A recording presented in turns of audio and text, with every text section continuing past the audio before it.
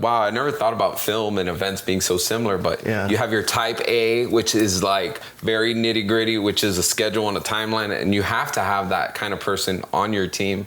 But then you have the other directors that are more like organic. Let this scene play out. Let's have let it breathe. You know, let it breathe a little bit. So it's not so scripted. Like go by the guidelines of the script, and I think that's what audiences want. They want it to feel more organic and real, just like events.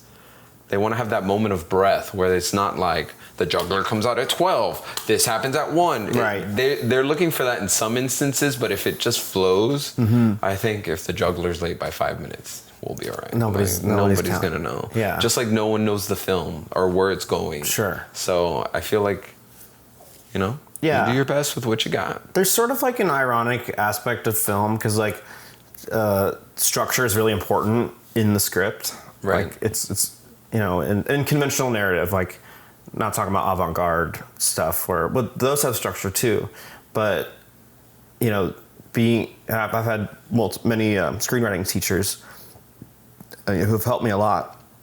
And early on, it's all about gotta fix the structure, because then if you get the structure right, then you can play within the structure. Like if the car is broken, like it's hard to. An avant-garde car can be a problem. Absolutely, no one likes a lemon. No one likes a lemon. I don't know where we're going with the car, but I don't know. I get it. No, you're absolutely right. If the structure is there, I think the leeway to play is there, and that's what makes a great film. That's what makes a great event. Yeah. So. Yeah. So what brought you to Austin, and let's talk about Austin a little bit. Austin's kind of cool. Huh? It is kind of cool. It's not as sexy as Miami, so I had to turn down my sex appeal, believe it or not. No, Austin's a cool city, but I think it is going through some sort of identity change. It's no longer the Willie Nelson and the country line dancing we once knew. There's still pockets of it. But, with the tech scene coming in and the cowboy image still here, I like to call Austin a pubescent girl. She's getting all the right parts, but she doesn't know how to facilitate them or use them to their advantage yet. But she just has all these raging hormones, and she's trying to search for her identity. So that's what I like to compare Austin to. I think you once called Austin a barista. A barista? You talking to the right hoe? No. Yeah, you said you were comparing Miami and Austin. It was really funny when you said it. Yeah, well, one serves matcha, the other one serves, You're like, Austin's like a fucking barista. I don't know. Austin is a really great city. Yes.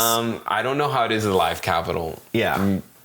Music of the world anymore after COVID. COVID devastated Austin too.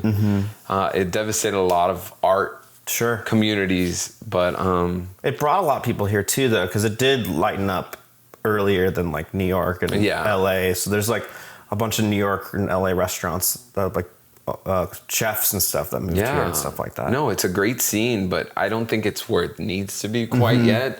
And we are the pioneers bringing that energy that Austin needs through its identity crisis, So let's see what rebirths, Yeah. Because I love the Willie Nelson stuff. I didn't grow up on it, but I love it, and I've really looked forward to brisket now. Yesterday I had barbecue. Nice. Look at me, I'm a Texan.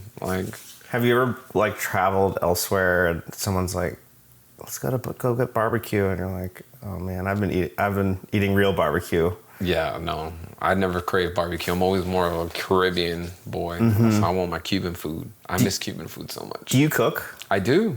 Do you cook Cuban food? Yeah. Really? Sí, yo cocino como un cubanito, papi. Ahí de Hialeah, Miami, Florida. Throw it up real bad. Well, tell me about that. How did you learn how to cook? My grandma. Yeah? My grandma and my mom. Are you close to them? Yeah. My grandma passed away in 2020. I'm sorry. It's okay. But we had a great time, We have food at home. That was our saying. So, yeah. I come from a very different background, too, because my dad's Sicilian, my grandparents were Lebanese, and my mom's Cuban.